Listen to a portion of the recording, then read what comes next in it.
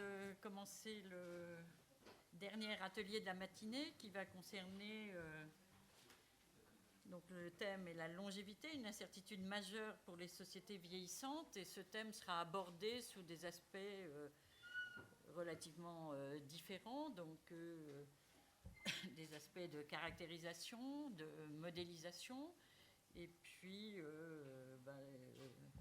de financement autour de demandes d'assurance, de la question de la dépendance et d'un grand nombre d'aspects plus médicaux autour de ce thème.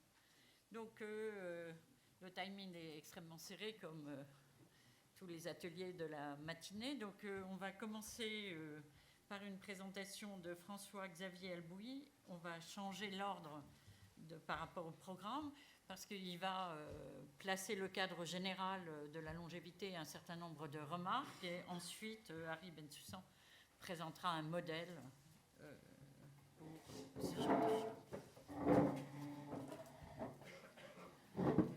Merci. Oui, ce que je vais vous présenter, c'est on est en train d'écrire un papier avec Hélène Jehan et Christine Chevalier pour un peu donner une lecture de l'importance, qui à notre avis est évidemment colossale de ce sujet de la longévité, de son importance politique en économie politique, et qui n'est pas un papier technique, mais qui cherche à cerner un peu l'ampleur de ce problème.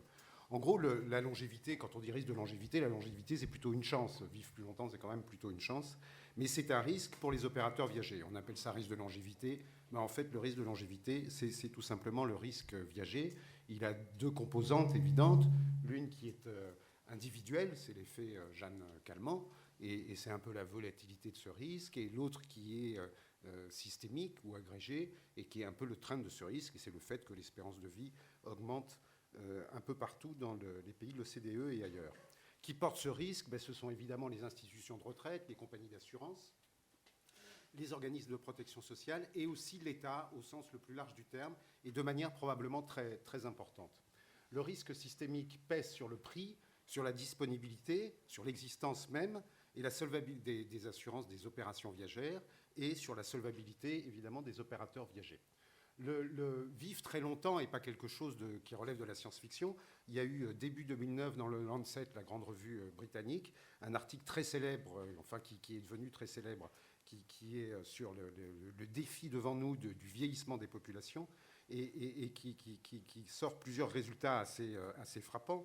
Ainsi, par exemple, la moitié d'une cohorte qui naît aujourd'hui sera toujours en vie à l'âge de 104 ans en France. Et plus frappant encore, on a gagné entre 2 ou 3 ans de cet âge médian, en quelque sorte, en moins de 7 ans. C'est donc évidemment un rythme extrêmement rapide. Par ailleurs, enregistrer des super centenaires, des Jeanne Calment, ce n'est pas tellement le sujet. C'est évidemment ce qui est passionnant et qui tous nous intrigue, mais ce n'est pas tellement le sujet, parce que finalement, le risque des super centenaires, c'est un risque de pointe qui est probablement assez facilement diversifiable.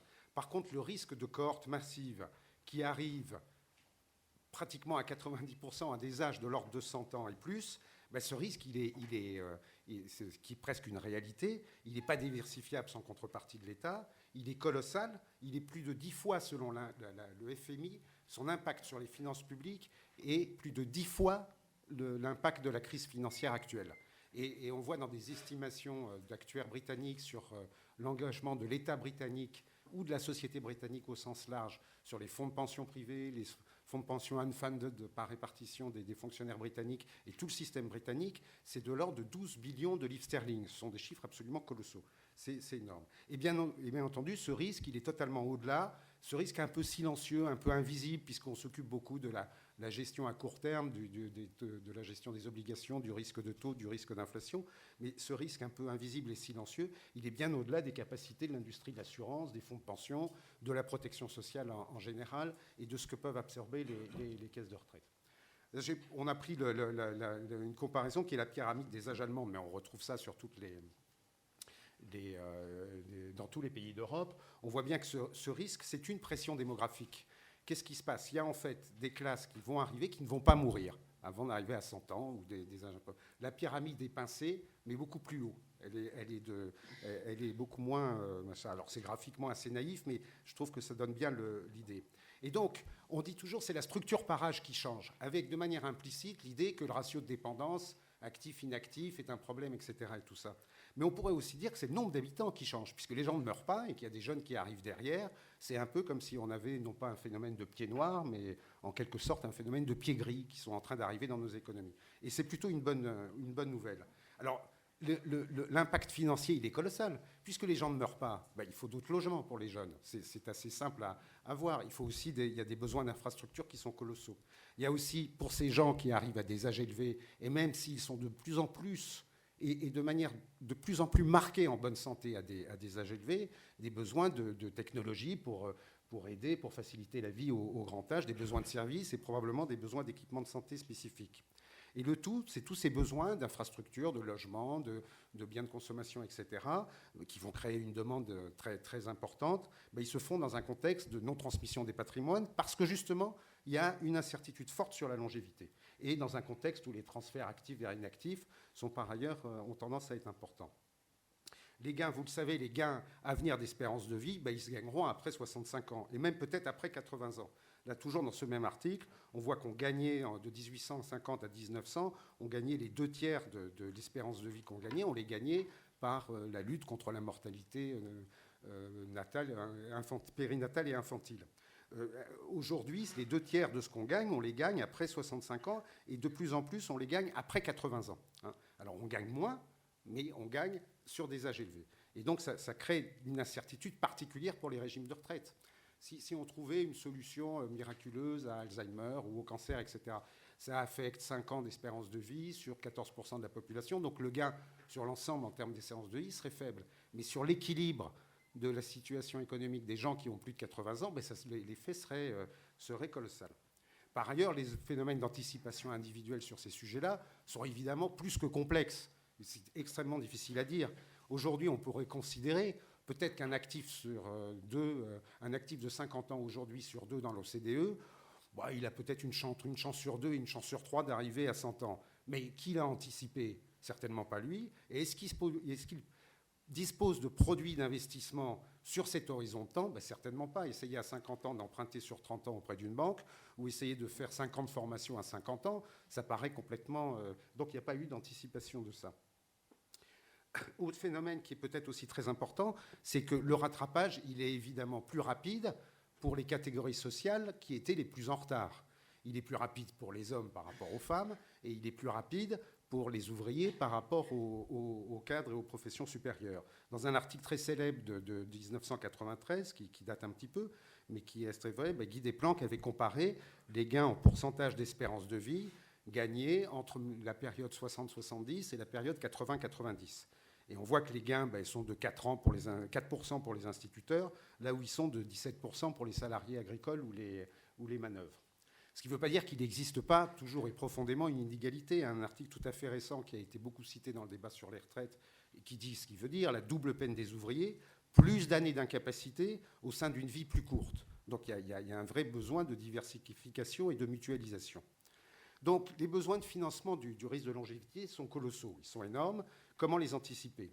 On parle beaucoup de longevity bonds, c'est un concept qui a déjà été testé avant la crise et qui commence à réapparaître, en particulier dans les pays anglo-saxons, avec beaucoup de vivacité, et qui permettrait d'abord de sécuriser les régimes à prestations définies. Cela, il y en a de moins en moins et ils ont tendance à disparaître. Mais il y a encore des engagements, en particulier aux États-Unis et en Angleterre, qui sont trop lourds. Mais ils sont aussi indispensables pour les régimes de retraite par répartition ou pour les régimes à contribution définie. En effet, ces deux systèmes transfèrent en quelque sorte le risque de longévité sur les ménages. Bon. Et c'est là où l'État est concerné, la société en général est concernée, parce qu'on ne peut pas admettre qu'il y ait une paupérisation relative des personnes âgées au fil du temps et au fil du moment de l'augmentation de l'espérance de vie. Et donc c'est un sujet assez crucial. Voilà, apporter une couverture du risque viager par des bons de longévité permettrait de réduire le coût des annuités et donc la charge des ménages et donc le coût des retraites.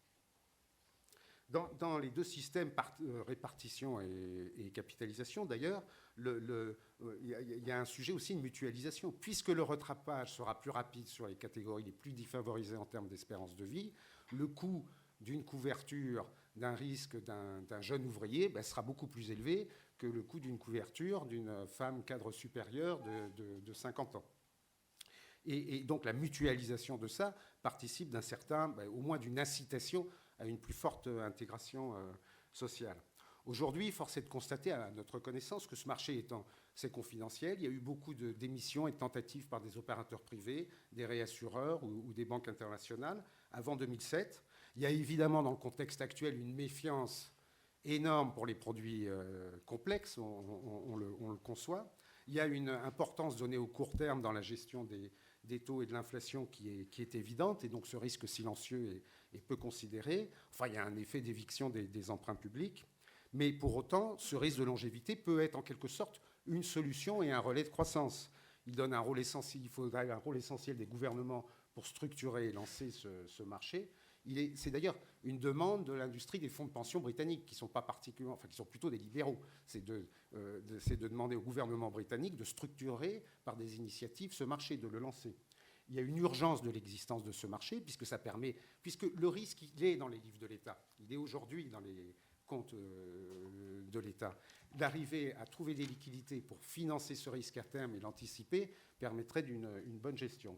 Enfin, il est possible que ça soit un produit de diversification dans le contexte actuel, qui soit qui soit en quelque sorte non corrélé avec l'évolution des taux d'intérêt et les taux d'inflation, et qui pourrait être très intéressant pour les investisseurs, et en particulier des investisseurs asiatiques qui, eux, sont confrontés à 5 ou 10 ans plus que nous à ce même problème de gestion. Voilà, je vous remercie de votre attention. Merci beaucoup. Donc je propose qu'on passe tout de suite au deuxième intervenant, et puis on recoupera les questions sur une pause intermédiaire après les 3 premières présentations.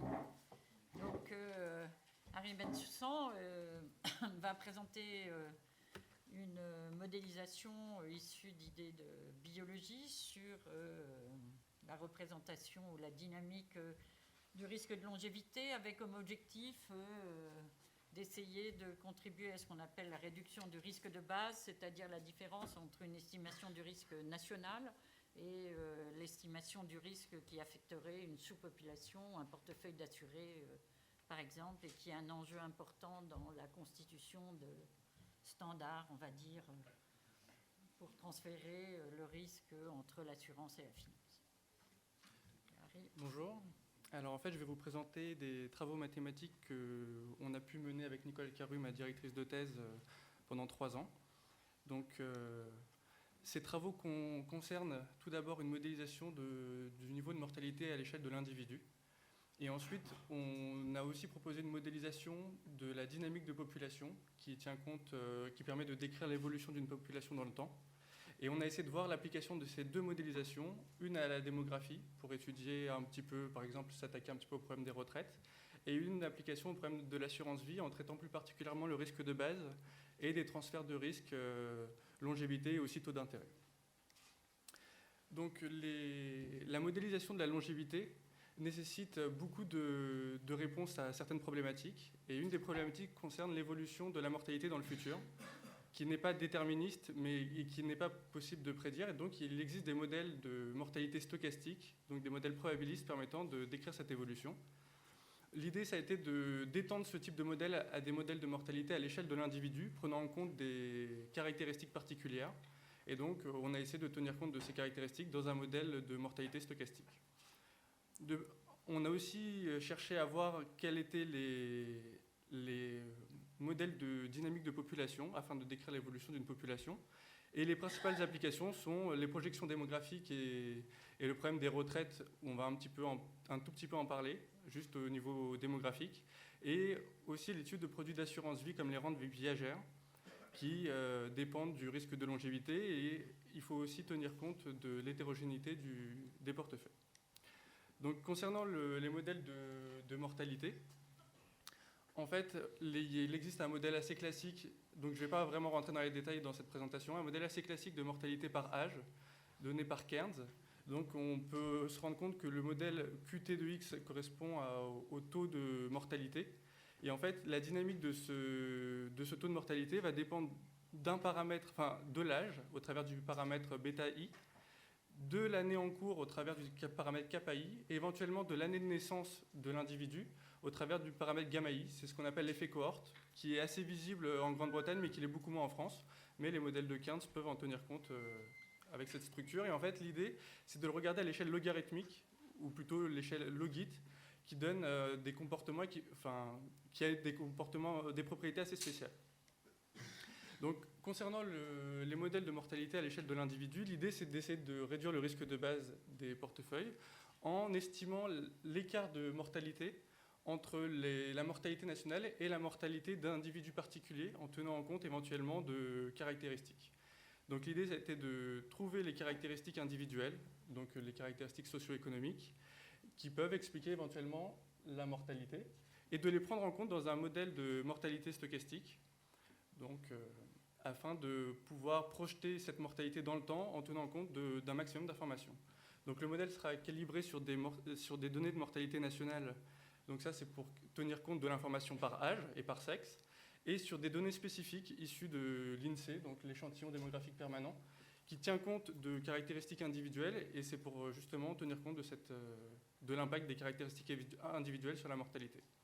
Donc un premier résultat que l'on peut regarder, c'est là, j'ai représenté la courbe des logits de mortalité. Donc le logit, tout d'abord, c'est la fonction utilisée dans le modèle, et en plus, elle permet d'avoir une description du taux de mortalité sur tous les âges, puisqu'on peut à peu près comparer, enfin, on a une bonne vision sur l'ensemble des âges.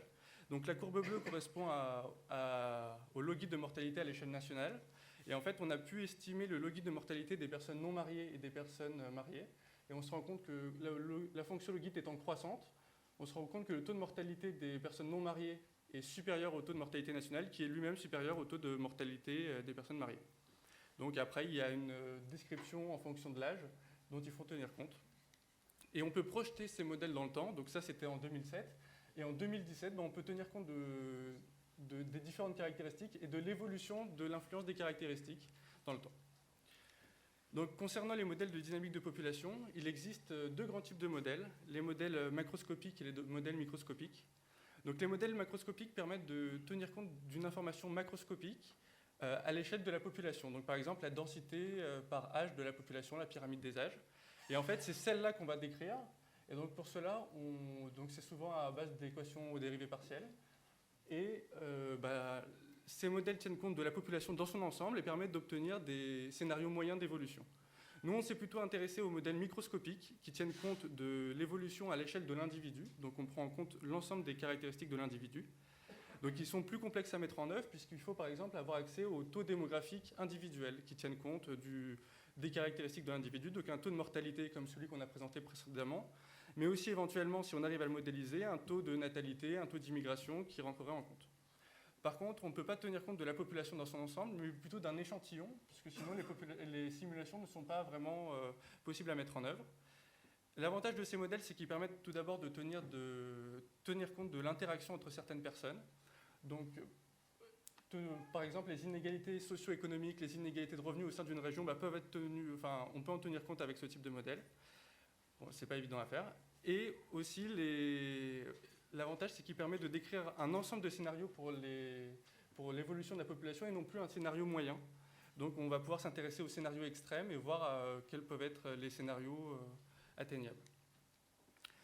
Donc, si on considère une population initiale caractérisée par son âge et par ses caractéristiques, en fait, dans le processus de dynamique de population, on va tenir compte de différents événements comme la natalité, les naissances, les morts, les migrations, éventuellement les changements de caractéristiques comme les mariages, les divorces, le veuvage, et qui peuvent affecter la structure de la population. Ces événements, elles sont représentés par des variables aléatoires dont la probabilité d'occurrence va dépendre des taux démographiques qu'on aura décrits précédemment. Donc il va falloir tenir compte de cet ensemble de caractéristiques. Donc, par exemple, on a essayé de l'appliquer à la démographie. Donc on peut par exemple décrire l'évolution de la population jusqu'en 2047 en tenant compte ici d'un taux de mortalité décrit par le modèle de Cairns et aussi un taux de natalité ici statique puisqu'on n'a pas trouvé de modèle qui était très, très fiable en tout cas. Et donc on peut décrire un ensemble de scénarios permettant de voir, on n'a plus seulement accès à un scénario moyen, mais à un ensemble de scénarios.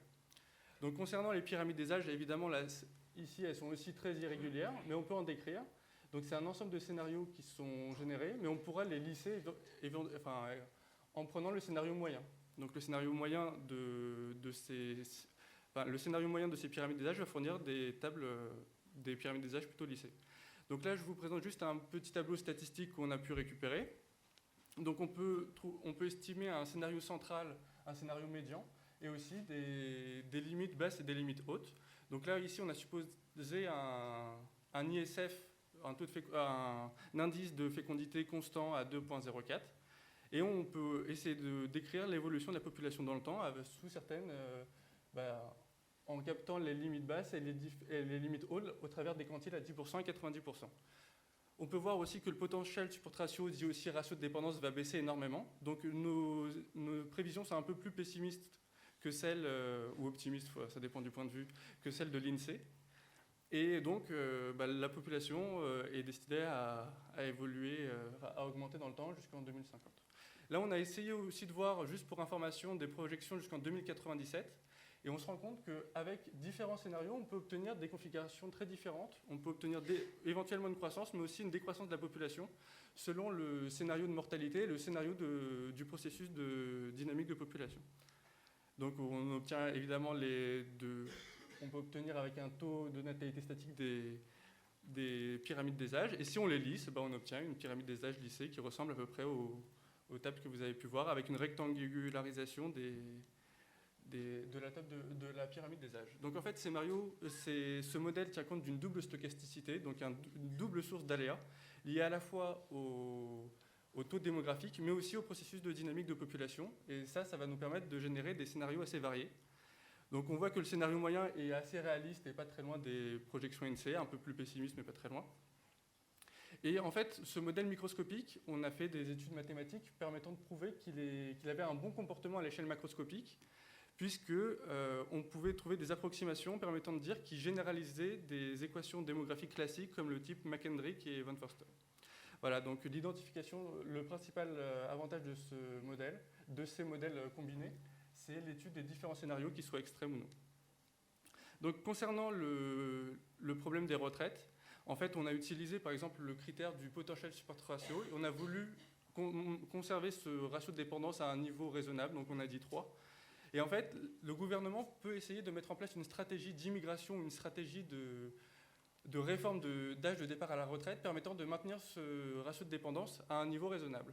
Donc si on ne tient pas compte de réforme sur l'âge de la retraite, on obtient des taux d'immigration, un taux d'immigration très très important.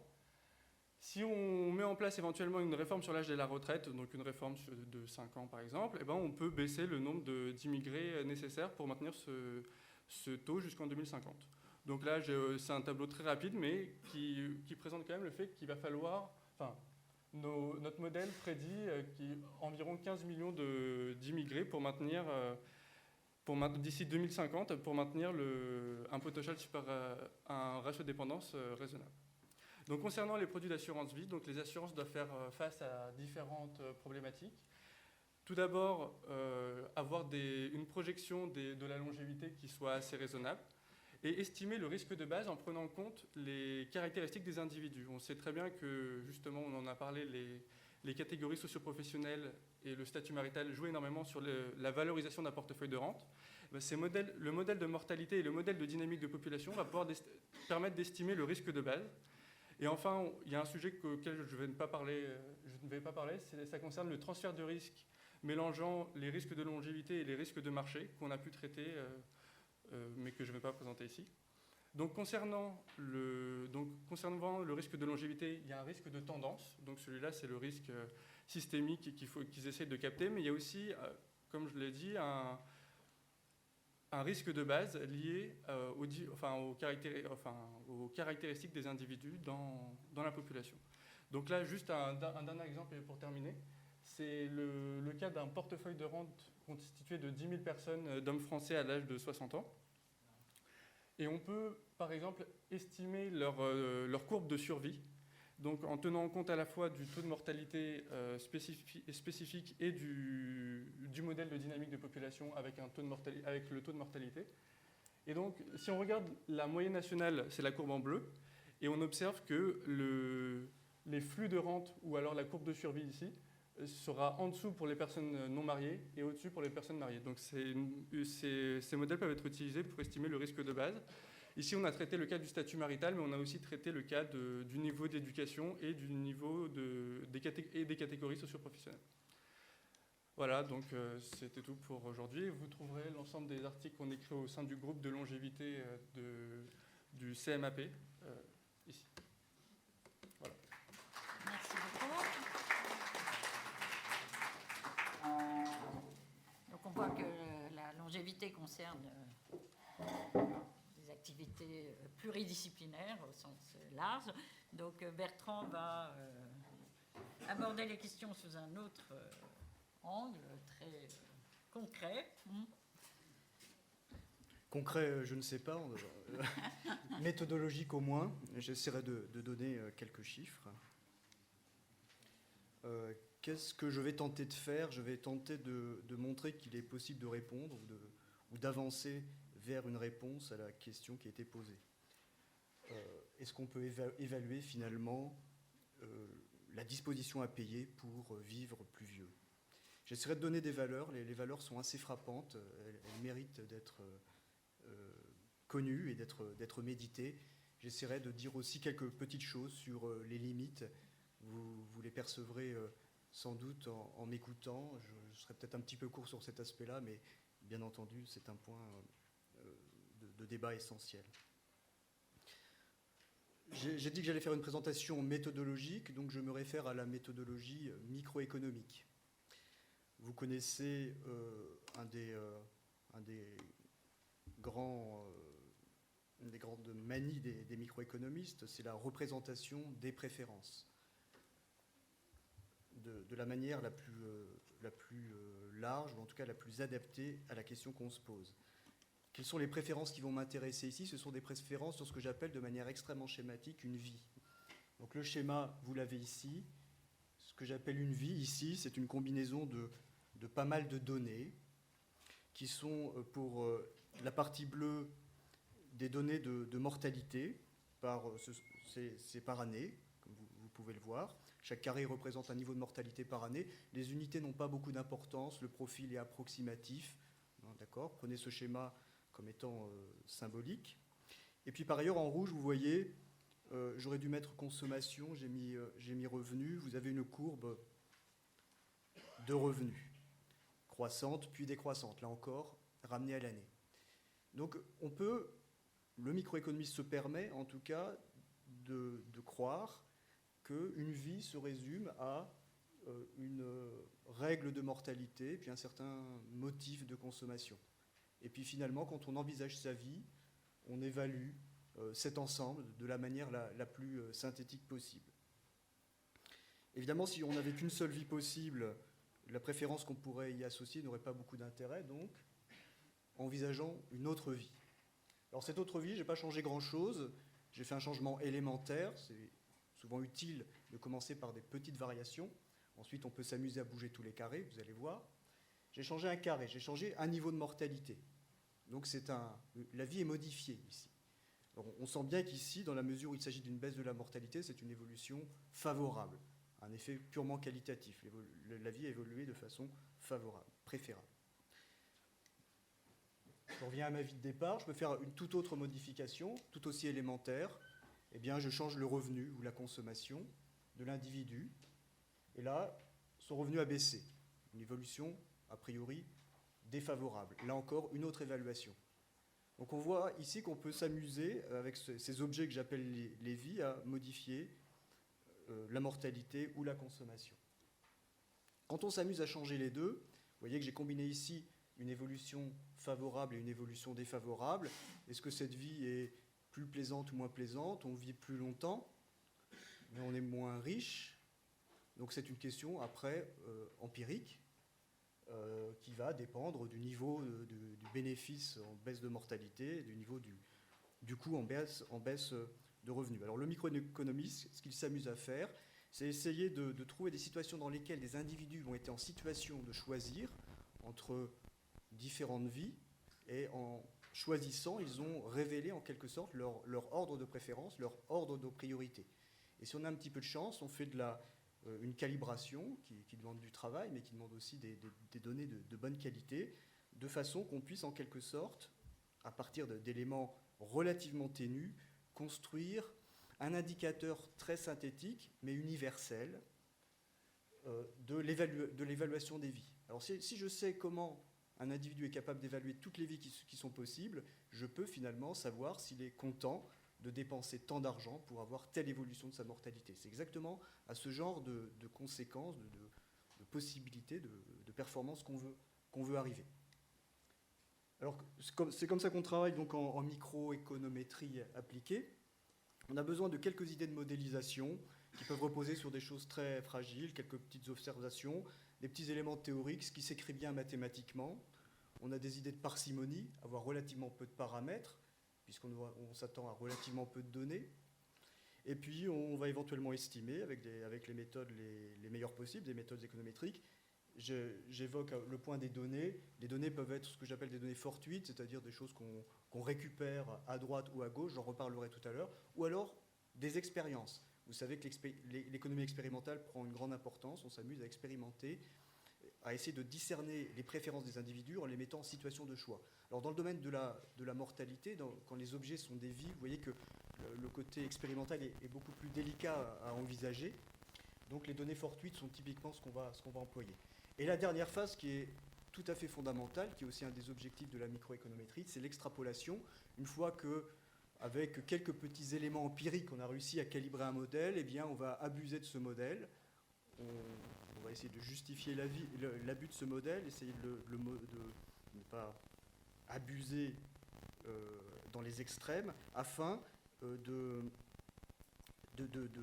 faire des analyses, de tirer des conclusions dans des situations qui sont extrêmement différentes des situations qui nous ont servi au départ à estimer le modèle. Des zones tout à fait éloignées. Alors je vous donne un petit exemple. Ce à quoi on se ramène dans cette littérature, c'est la notion de vie statistique et la valeur de la vie statistique. Ici, vous allez, j'espère, avoir une explication qui vous satisfera, au moins sur le plan de la méthodologie et du principe, sur la définition de ce qu'on appelle une vie statistique. Imaginez qu'un individu est prêt à céder, une année donnée, 20 € de revenus pour réduire sa mortalité, 20 € en moins sur l'année, pour que sa mortalité par accident passe de 4 sur 100 000 à 3 sur 100 000. Imaginez un type d'accident très particulier dans un cadre professionnel. Quand vous voulez bien gagner moins pour avoir une plus faible mortalité, ou éventuellement, il vous faut gagner plus pour accepter une mortalité supérieure. Eh bien, vous voyez que si 100 000 individus sont prêts à payent effectivement ces 20 €, ils sont prêts à payer ces 20 €, vous arrivez à une somme de 2 millions d'euros. Et puisque vous avez réduit pour 100 000 individus la mortalité de 3 à 4, vous avez gagné une vie.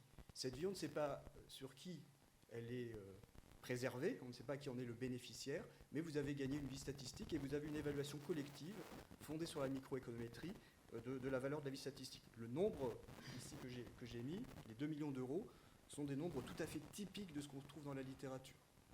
Donc, le nombre, je vous avais alerté tout à l'heure, mérite d'être regardé. Ils sont peut-être a priori assez impressionnants par leur taille.